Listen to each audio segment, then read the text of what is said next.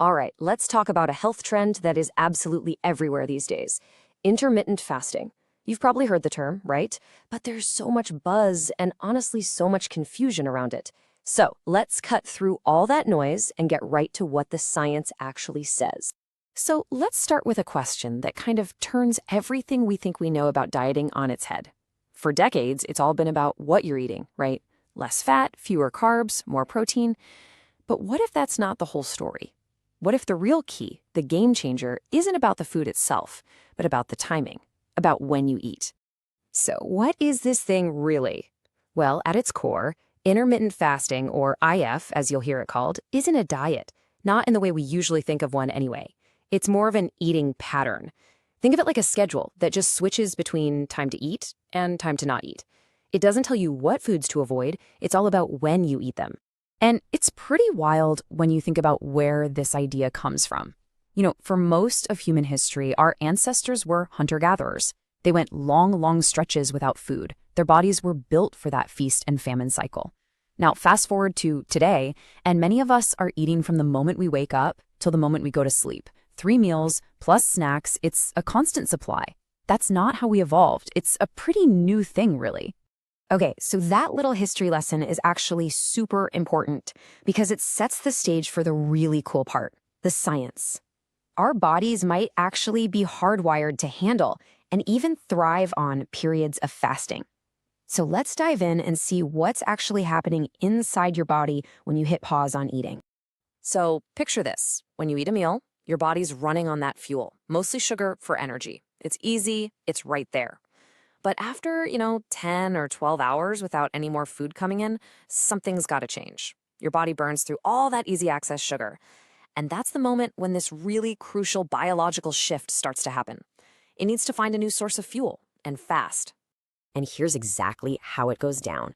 A neuroscientist named Mark Mattson calls this the metabolic switch. So step 1, you eat. Your body's burning sugar. Easy enough. But then step 2, those sugar stores run out.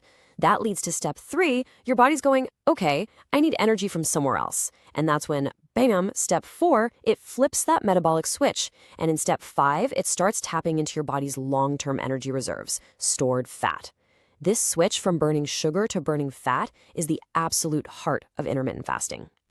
So we get the how, but what about the why? What does flipping this metabolic switch actually do for you? Well, it seems to kick off a whole cascade of potential health benefits, and the research is starting to show some really fascinating payoffs. Just take a look at this.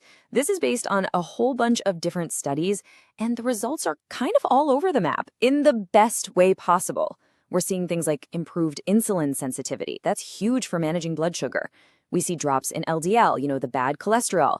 It can help with losing fat while holding onto muscle. And look at this, it can even lower markers of inflammation throughout the body and help out the good bacteria in your gut. It really seems to have this widespread systemic effect. And it doesn't even stop there. Other studies are pointing to even more benefits. For your brain, some research shows boosts in things like working and verbal memory. For your heart, we're talking improved blood pressure and lower resting heart rates. For athletes, some studies show it can help with fat loss while keeping that hard-earned muscle. And there's some really promising stuff for people with or at risk for type 2 diabetes. Okay, that all sounds pretty amazing, right? But it's definitely not the whole story. Like with any health strategy, we've got to talk about the other side of the coin. There are myths to bust, risks to consider, and some really important realities to face. So let's get into the caveats. All right, let's tackle the elephant in the room. This is the big one, probably the #1 fear people have. This idea that if you skip a meal or two, your body just panics, slams the brakes on your metabolism, and starts storing every calorie as fat. So is starvation mode a real thing we need to worry about? Well, the short answer is that starvation mode is kind of a scary and not very accurate name for it. Your body does respond, for sure, but it's not a panic attack. It's actually a very natural, very smart, and totally expected physiological response. Your body is just being efficient. The real sciencey term is adaptive thermogenesis. All that means is that if you consistently eat less over a long period of time, your body adapts. It learns to be a little more fuel efficient, so it burns slightly fewer calories. Now, this is a real effect, and it can slow down weight loss a bit. But, and this is the key part, it does not stop it or make you gain weight. It's an adaptation, not a shutdown. And look, beyond all the metabolic science, there's just the day-to-day reality. As Mark Mattson, the neuroscientist we mentioned, points out, yeah, you're probably going to feel hungry. You might get a little cranky at first.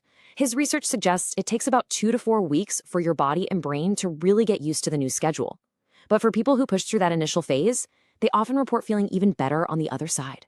And, there are a few other potential side effects to keep an eye on. Some people might get tired or dizzy, get headaches, or have mood swings while they're adjusting. Things like constipation or even changes in a woman's menstrual cycle have also been reported. It really goes to show how differently this can affect people. And this brings us to something that is super, super important. Intermittent fasting is not for everyone. Let me be really clear about this. You absolutely have to talk to your doctor before trying this, especially if you fall into certain groups, like kids and teens, women who are pregnant or breastfeeding, people with type 1 diabetes on insulin, or, and this is a big one, anyone with a history of eating disorders. Your safety has to be priority number one. So, after all that, the science, the benefits, the risks, we're left with the million-dollar question. Is this something that could work for you? Let's try to wrap this all up with the most important takeaways. First thing to remember, and this is huge, fasting is not a free pass to eat a bunch of junk. Just because you have an eating window doesn't mean it should be filled with pizza and ice cream. The quality of your food still matters. A lot.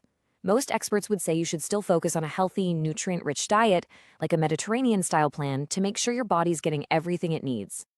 At the end of the day, it's best to think of intermittent fasting as one tool in a very big health toolbox. It's not some magic cure-all.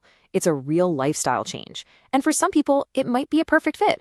But for others, maybe it just doesn't work with their job, or their family dinners, or their social life. And that's okay. It's all about finding what's sustainable for you. So that really leaves us with this one last thing to chew on. For so long, the conversation has been all about what we eat. But maybe, just maybe, for some of us, simply changing when we eat could be a really powerful key to unlocking better health. It's definitely some food for thought.